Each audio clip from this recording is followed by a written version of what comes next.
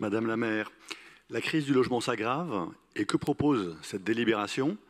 À interdire ce qui marche, à dresser des barricades idéologiques pour empêcher les jeunes de se loger. Le co-living, ce n'est pas une lubie d'étudiants de bonne famille ou une lubie de start-up branchés, c'est une réponse concrète à une demande réelle. Des logements récents équipés avec des espaces communs, des services, des salles de travail, bref, rien à voir avec la chambre étouffante de 10 mètres carrés que vous avez décrite, c'est ça le co-living. Cette offre très demandée reste marginale à Paris en plus, avec seulement 7500 lits, c'est très peu dans le parc de logements. Et le PLU bioclimatique très contraignant ne permettra pas de desserrer significativement l'offre de logement, vous le savez. Au moins, le co-living permet de loger des étudiants et des jeunes actifs qui autrement renonceraient à Paris. Je cite l'Institut Paris Région qui énonce l'enjeu clairement. L'accès immobilier aux centres urbains, tant en accession qu'en location, n'a jamais été aussi difficile pour les étudiants et les actifs en début de carrière professionnelle.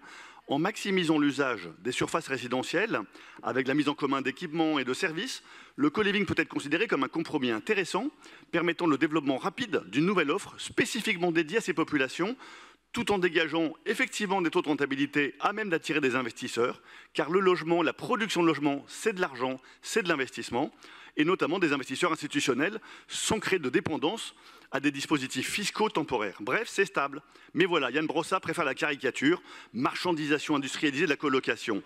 Formule qui claque bien, c'est vrai, mais qui trahit la réalité. Et qui surtout masque mal l'échec de sa propre politique. Alors je rappelle ce sondage de 2023, 12% des étudiants ont dû abandonner leurs études faute de logement. Vaut mieux des solutions qui marchent que des impasses théoriques et idéologiques. Alors c'est ça le vrai scandale, c'est de ne pas pouvoir se loger, c'est vrai. Mais vous voulez leur enlever cette opportunité de se loger dans de bonnes conditions? Interdire le co-living pour lutter contre la crise du logement, c'est comme interdire les parapluies pour éviter la pluie. Ce n'est pas un hasard que la Banque des Territoires, groupe Caisse des Dépôts et CDC Habitat, ait multiplié les partenariats et les projets de résidence avec d'autres acteurs privés du secteur, de Babel Community, Uxco Group, Colonies, Wello, etc. Mais de même chez Action Logement, une offre de co-living est intégrée à celle du logement locatif intermédiaire. Intéressant quand même. Et pendant que la mairie ferme la porte aux jeunes, elle se drape dans la mixité sociale. Quelle hypocrisie! En réalité, vous l'étouffez. Car le co-living, ce sont des étudiants, des jeunes salariés, des étrangers, des provinciaux, parfois modestes, qui se retrouvent dans une même résidence. Une mixité vivante, spontanée, bien plus réelle que celle des slogans municipaux.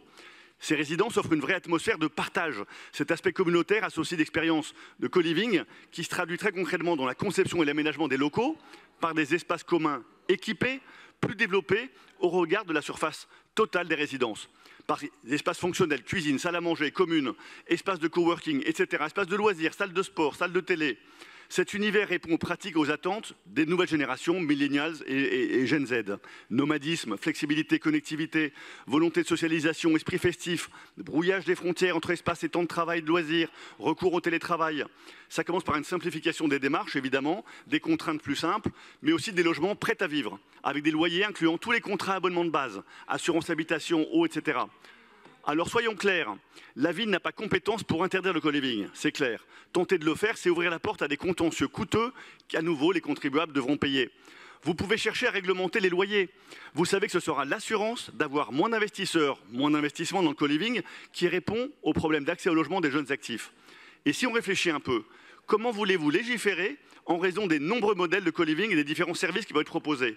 Témoignage d'une jeune femme dans la presse récemment.